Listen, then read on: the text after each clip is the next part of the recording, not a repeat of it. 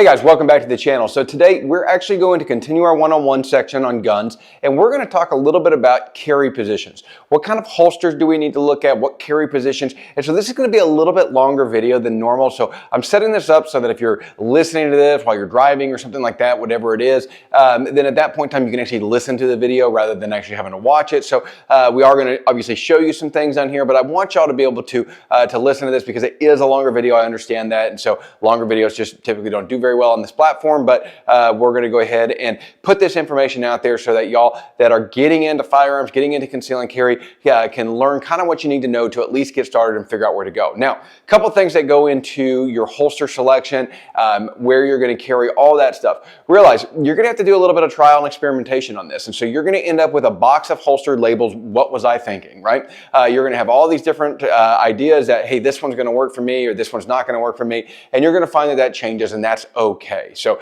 just realize that I've got a box of old holsters. I ended up giving a bunch away the other day.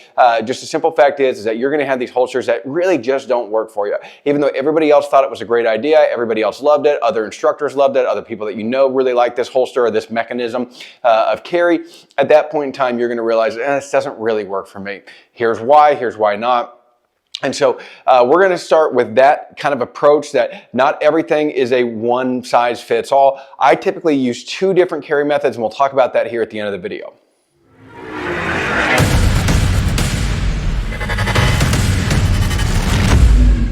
Now, the first thing to discuss is what kind of holster material do I want to use? Now, before we even dive into that, we do need to recommend that you always, without exception, carry in a holster, particularly when you're carrying a gun that does not have a manual safety. However, you should always carry your gun in a holster. Now, I typically advise one of two types of holsters. I typically advise people to get quality leather holsters or Kydex holsters, one of the two, or even the hybrid models. Those are great as well. However, I do not ever recommend that people use cloth holsters. Cloth holsters, they don't hold their structure. They tend to not hold the gun very well, so the gun wobbles around in there and everything. But the other thing is they don't really provide much trigger protection because they're not firm enough over that trigger, and so things can get lodged in there. Things can actually pull on that trigger. So particularly when you're using like a striker-fired gun or something that doesn't have a manual safety, cloth holsters tend to be a little bit more dangerous, a little bit more detrimental. And so ideally, we want to stick with good quality Kydex or leather holsters. Now, I'm not a huge leather holster fan for the same reasons I don't like cloth holsters.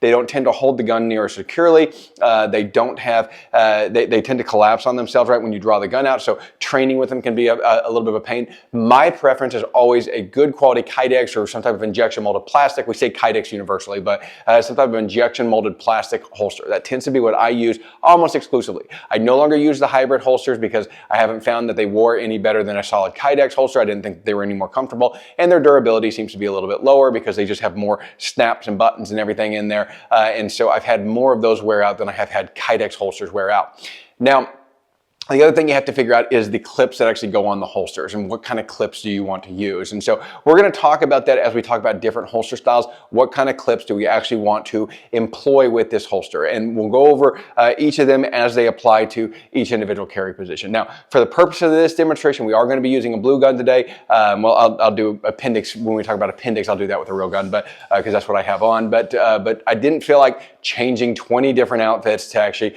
put on all these different holsters. And some of these holsters I just don't have because I don't use them, and we'll talk about that here today as well. Okay, so the first position that we're going to talk about is our 3 o'clock hip holster, outside the waistband hip holster. Now this puts the gun right here. So obviously this has some benefits for conceal and carry, right? So wintertime carry, I can use it with a coat on. I have a good easy access for my draw stroke. If I'm a duty officer or military, right, I can wear this open carry right outside the waistband, and so everybody sees that I have a pistol. Not a big deal when you're in those type of professions, but as a general rule, I don't like to carry this way as a civilian because I like my guns to be concealed. I don't like open carry. I'm not a huge fan of it for various reasons, and we can talk about that in a different video. But the simple fact is that I want to be able to draw this gun quickly, and so this is actually a very, very good option. I have good friends of mine that I shoot with all the time. This is the only way that they carry. Now, for me personally, I don't carry this way because I don't like having to have big baggy t-shirts on or having a button-down shirt on over it or having to keep my coat on all the time. I would prefer to be able to come inside, take my coat off, and my gun is still concealed at that point in time. So this is not a great option for me, but a lot of people do really like it. it has some benefits. It's a fairly comfortable option. If you get what's called a pancake style holster that hugs it real close into your body, at that point in time, this is a great option for you because it keeps that gun very, very concealed with just a coat or some type of garment covering it, and it makes it to where it's not really in your way. Now, you'll see a lot of different mounting options on there. Some of those you got to realize are for duty options because they have a ton of retention on them, or they actually will put that gun a little bit further out, so it makes your draw stroke, it makes my ability to grab my pistol a little bit more positive on the action side of things, so I can grab it without getting a shirt tail or something in the way. I personally use pancake style holsters. Now, I use pancake style holsters whether I'm working in some type of operational capacity, whether that's overseas, whether that's doing security operations here, whatever it is, I still use a pancake style holster, and I use it for competition because that speed, I think, once practiced, does not really slow you down at all. And in fact, my draw times are identical regardless of which style holster I use. And I like the ability to have that gun tucked in a little bit tighter to my hip because it doesn't feel quite so encumbersome. And when I'm driving or whatever it is, it doesn't really get in the way. So that's generally my preference, is to put a pancake style holster rather than a holster that has some type of, there's many different clips out there, but let's just say the Blade Tech clips out there, right? The Blade Tech locking mechanism, they call it a Tech Lock. Those Tech Locks are awesome, and I use those on a lot of my battle belts, but the problem is that they're really thick, and so it pushes that gun real far out, and it can feel kind of encumbersome then on your hip, right? It kind of weighs down that side of your body. It tends to bang into things throughout the day, so it's just not one option that I'm a big fan of. But we have our standard option here is our 3 o'clock position from an outside the waistband hip holster, and it extends right there.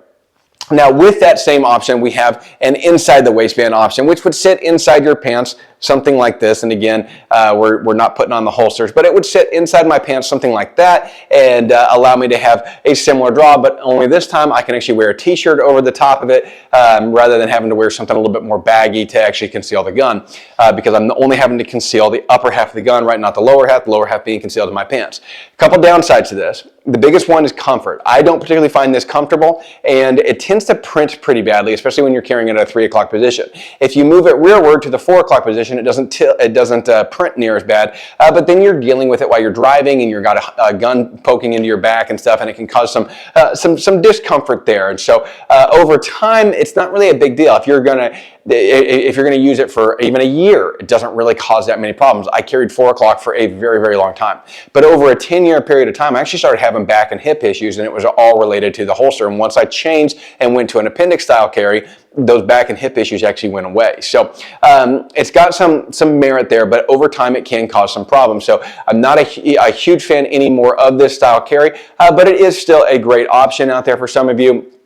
If you don't spend a lot of time in your car traveling or driving, you may not find that it's that detrimental to have a gun at the 4 o'clock position. But 3 o'clock position does tend to print a little bit more, especially with full-size guns like something like a Glock 19 or Glock 17, right? Even those, I say full-size, but technically a compact-size gun, right? The Glock 19 is technically a compact. And y'all can see this is a replica Glock 19, and this is by no means what most people would think of as a compact gun.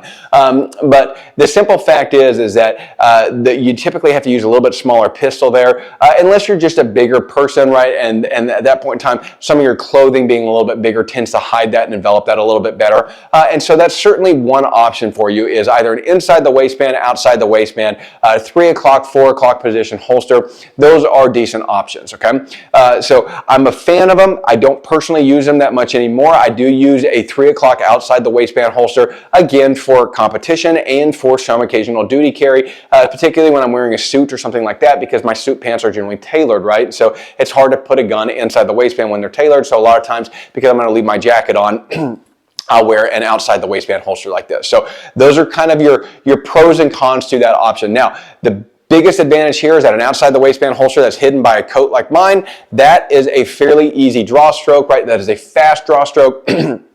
And so it does have quite a bit of merit in that capacity, in that you're not slowing down, you're not really fighting garments, because my draw stroke from doing this to actually just doing this on an outside the waistband without concealment is virtually the same, right? I'm still doing the same motion, so I'm not wasting any motion in here to actually draw my gun and fire it. So your draw times you're going to find are within microseconds of each other. There's not really a difference there as far as that goes. So great option for you guys. I recommend that everybody, for your primary conceal and carry gun, buy an outside the waistband holster for the reasons that I just mentioned, things like wearing a suit or tailored pants or whatever it is. You may find times where this is actually a little bit more comfortable. So that is certainly one that I typically buy for every gun I have. I will have an outside the waistband holster and I will have an appendix carry holster because those are the two primary methods that I carry in personally. Now moving on to our appendix carry position, let me unload this gun here real fast. So our appendix carry position is a great option for us. You will see this is becoming more and more common, and the appendix carry, so even without a coat on, my shirt completely conceals that gun, and so it's not really an issue to have this firearm on anywhere, anytime, right? So I can wear it in shorts with a t-shirt on, I can be walking around flip-flops, whatever I want to do. It doesn't really require any type of special dress. The only thing that you do have to consider is that you may have to buy a little bit larger pants, right? So you may go, instead of being a 30, 32 or whatever, you're now in a 32 waist where you were in a 30 waist or 32, 34, but you go up basically a pant size, right? So there are some options there. You don't necessarily have to go up a pant size, but you'll generally find it more comfortable if you do. So that's kind of my preference. I typically wear a larger pant size now than I normally would because of that gun. Anytime I'm not in there, that size difference is negligible. It's just not a big deal. I wear a belt and my pants stay on. So, but the reality of it is that appendix has a number of advantages. First off, I've got good retention of my gun because I can defend with both hands. I've got good front draw of this firearm, right? I can draw this gun with one hand or with two, right? So I can defeat the shirt. However, defeating the shirt with one hand is actually a little bit harder than doing it like this. So lifting up my shirt and then drawing my firearm is an added movement in there. So there is one disadvantage there, is that when you're doing a one-handed draw, this is actually going to be a slower draw than something like a 3 o'clock position draw. Okay, so there are some disadvantages there, but they're not huge. The biggest advantages that I have is I have good active retention of my firearm. It's on the front of me. I can grab this gun pretty much no matter what position I'm in. Even if somebody is on top of me and I'm wrestled to the ground or whatever, I can still grab this gun and fire up from a retention position right here. And so that has some big advantages. There's some nice things about doing appendix carry. Now, what are the big downsides to it? Well, where are we pointing that firearm? We're obviously pointing that firearm at our femoral artery or at our twig and berries, and so that can be kind of a problem for some people psychologically to get over. Now, there's some safety videos out there on it on how to actually do your appendix carry safely, and we're not talking about that today, but a simple fact is that appendix carry is my preference. Now, a couple things with appendix carry.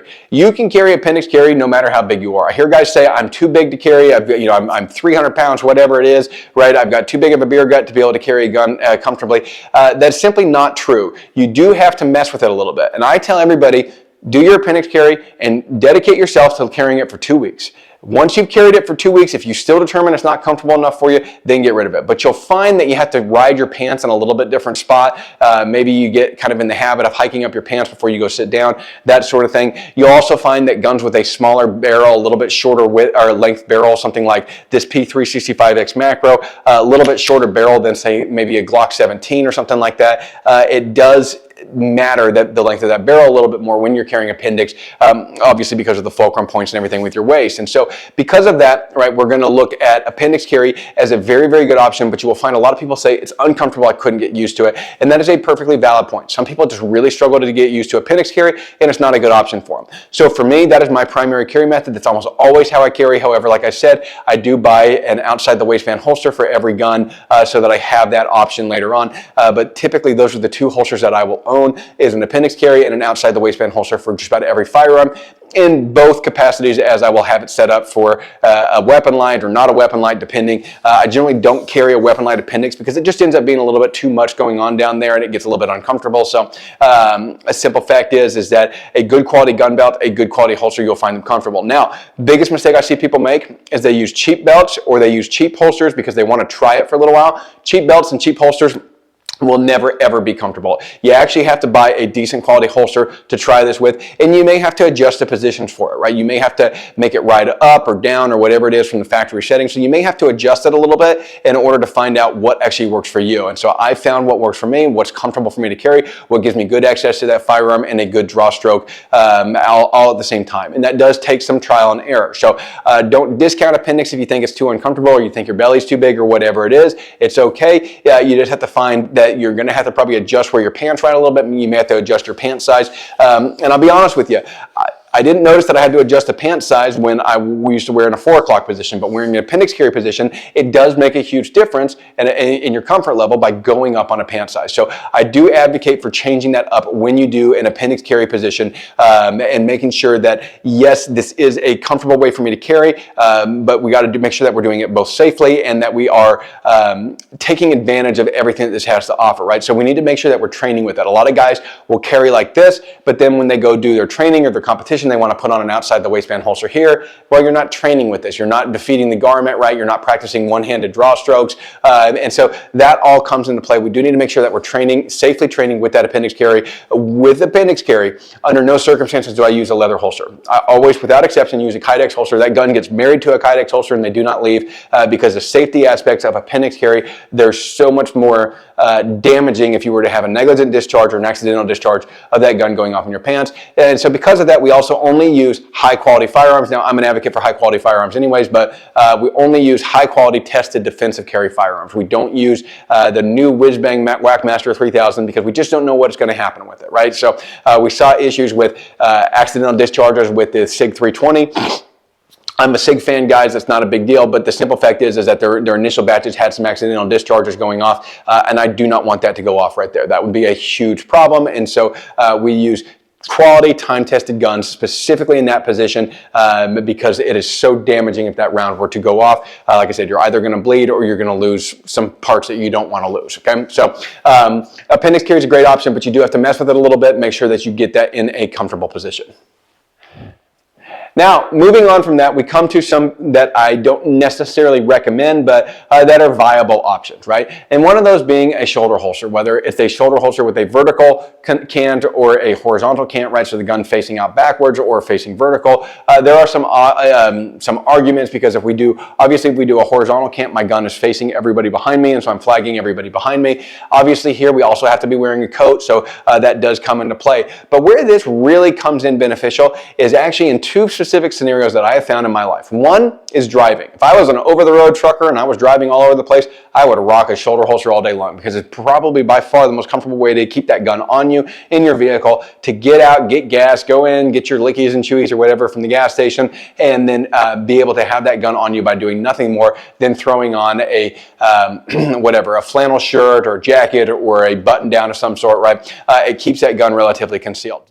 Now, just with the rest of our positions, there are some nuances that come into play with carrying in a cross-body kind of holster like this, right? So this is very similar to a cross draw in the way that we actually end up drawing our pistol out. So you do have to be careful about flagging people and stuff like that. But that's a topic for a different video. We're not going to discuss that today. Again, there's just too many details that go into each one of these carry positions. This is just going to be an overall. So don't discount shoulder holsters. There are some times where shoulder holsters are fairly handy and fairly convenient, specifically if you have back or hip injuries, right? Those are options for shoulder holsters. Now, I said there was two options or two times when I would consider that. I should say really there's three, because like I said, if I was driving a lot, I would consider a shoulder holster. If I was injured, obviously you would consider a shoulder holster. But the one that I was talking about, the one that I was thinking of when I said that, is actually backpacking and hiking and stuff like that, and camping in the woods. I do like a shoulder holster for those occasions because the simple fact is I can put on my backpack, right? I can go into the woods and this gun is fairly out of the way. I can put my hip belt on for my backpack and be able to actually hike with this gun on. And so because of that, I do like shoulder holsters for those couple of reasons, but I'm not a huge advocate of carrying one all the time because I just, as a general rule, I'm not a huge shoulder holster fan. I don't think that they're bad, but it's just too bulky and cumbersome for me to carry. There are a couple instances here at the house where you might find a shoulder holster, and one of them would be your home defense gun, right? Putting your home defense gun in a shoulder holster rig where you can have your flashlight and a spare ammo and even a set of handcuffs handy for you actually does make a lot of sense, right? I can have my gun right there. I can throw that on. I can go deal with an invader or an intruder in the night and nothing but my skivvies and my shoulder holster on, right? It might look a little bit comical, but reality of it is that I would have everything I need there to be functional to deal with that situation. And so being able to put that all in one kind of encompassing package does have some benefits. So again, don't discount them. Don't think that they're, kind of old school. It's for Danny Glover and Lethal Weapon or whatever it is, right? There are some viable reasons to wear a shoulder holster. I just don't particularly use them that often, but like I said, I do have occasion to use them, and specifically going into the woods, wearing a shoulder holster is certainly a valid way to carry at that point in time. So next on our list, we're going to move on to some other ones that I don't necessarily recommend because I think that they have some inherent problems. And one of those is an ankle holster, right? So you'll see this all the time. People will put a pistol in their ankle holster. Now, the obvious thing with this is you have to have a small enough pistol that actually fits in that without bulging out your pants or making it so you can't get your pants on and off, or you can't lift up your pant leg. The problem with an ankle holster is it generally is going to require a two-handed draw, right? Because I have to be able to reach down and pull up my pant leg with two hands. You can try to kind of work that with one, but they tend to get bound up and caught up on things, and they don't actually come free that easy. So, but it does have some viability for a backup gun. That's the one time where I think that ankle holsters are fairly useful, is in a backup gun. For something like a police officer, right? You're sitting in a patrol car. You may not be able to get to this gun because you've got your seat belt on and everything else over here blocking this, right? A center console and a computer or whatever, but I can grab an ankle gun and get that ready. And in fact, there's been instances that we've seen, anecdotal instances where law enforcement officers have been able to save their own lives by being able to draw a gun that way discreetly without the assailant walking up to their car knowing that they were pulling that pistol out. So there are some options there. However, like I said, you do have to carry a small pistol. I don't like them for armed citizens as a general rule. Again, I would rather have a gun on an ankle holster that was too small than no gun at all. So I have found myself carrying them in places where it was very difficult for whatever reason for me to carry. We did an event not long ago where I was wearing a tailored suit, right? So I couldn't carry my typical appendix carrier inside my waistband, but I also could not carry on my belt because I knew I was actually going to be taking my suit jacket off while I was there. And so because we were, you're dancing and stuff like that with my wife, and then so all of a sudden I needed to have the option of having a firearm on me, so I chose an ankle holster for that night, though I do rarely use them. One of the issues that I have with ankle holsters is people come up with these kind of bizarre scenarios that they think everything is going to fall into. I spoke with a guy not that long ago, and what he told me his plan was to hand over his wallet, drop it to the ground, and try to reach down and pull his ankle holster out real fast. I'm like, dude, for one, I just don't see that working very well for you. But two, that is a very, very specific scenario that you have encompassed like all crimes into. It's this kind of weird thing that people tend to do with ankle holsters. So do I like ankle holsters? Sure. But I only use them if I have to. I only use them generally for a backup gun, which I don't carry a backup gun unless I'm working. And so because of that, I don't find a lot of need for them. I think it's probably reasonable advice to have one decent ankle gun and one decent ankle holster, but it certainly wouldn't be high on my priority list to start with. I would start with a lot of other things before I got to getting an ankle holster and an ankle gun. Again, there's just too many kind of weird scenarios that sure they can happen, but they're not super likely. So it's an option, not probably the best option. Now, a couple of options that we absolutely under no circumstances do or recommend is first off the cross draw, which means right here, I've got my handle facing this way, I draw my gun out and I kind of whip it like that, right? And so technically you can draw this up here and extend it out. It is a slow draw, it is a problematic draw, it doesn't conceal the gun very well. So again, most instructors are not very big on doing a cross draw. Let me back up there. I can't even think of an occasion for it. So I don't own a single cross draw holster. I'm just not a fan of them. They look good in the movies when somebody does it and they look kind of cool. But the simple fact is that it is a slower draw, obviously, than coming over here. I basically gain no benefit from having an outside the waistband over here versus over here. And in fact, it can be a little bit cumbersome because they tend to ride a little bit more forward, so they're a little bit harder to conceal anyway. So there's just not really a scenario where a cross draw would come in. And so another one that we don't recommend is a small the back holster. So this is a holster that sits right back here, right in the center of my spine. And a couple problems with that. One, I really have to reach my hand way back there to get to it. So if I'm in a tussle with somebody and I'm on my back, this is virtually impossible for me to draw to. The other issue that we run into with this is that it's putting something big, heavy, and steel right over my spine, which means if I fall, I could severely injure my spine. I could break my spine. You can cause a lot of damage to this. So we don't recommend under any circumstances a small the back holster. There's just no need for them. And again, it's a slow draw. I really don't see any benefit to it. It is a slow draw. It's in a dangerous, precarious position. It's hard to get to. It's hard to get to with both hands, certainly. And so there's just not a huge advantage to doing it. So we don't recommend you use a small the back holster. So those are your big ones out there, right? There's obviously other holsters. You've got bra holsters, you've got deep concealment holsters and pocket holsters and stuff like that. And pocket holsters do have some merit for smaller pistols, because if I have a pocket holster on this gun, right, I can actually brandish my gun right now just by keeping my hands in my pockets and have this actually ready to employ. And I can have, there's no draw time. I shoot right through my jacket, right? And so there are some options for pocket holsters. But again, we're not getting too into the details and into the weeds on those. I wanted to just talk about certainly these main types of carry that we see, and talk about which ones you really want to consider looking at. Like I said, in my eyes, there's really only a couple out there that are worth validating in any capacity, and this is really that kind of exhaustive list there. So there's some other options, especially for females out there. We may have Amanda Lynn do kind of a matching video with this, talking about female carry options, because it does change, right? There are differences there. There's biological differences. They tend to have hips, right? So it means those guns cant out a little bit more, and so those 3 o'clock position holsters can be a little bit harder. And so there's some options out there for women, but for men specifically, these are kind of the options that are laid out for you. So if you like the video, please do me a favor, share it around, subscribe to the channel if you haven't already done so. Make sure and comment down below if you got another comment on these. Again, this is not, guys, we're already at like 30 minutes on this video. I couldn't go that exhaustive into each one of these. Really, each one of these positions needs its own separate video, and we'll probably add that here in the future. Other than that, I'm going to let y'all go. We will catch y'all in the next one. I really appreciate y'all watching.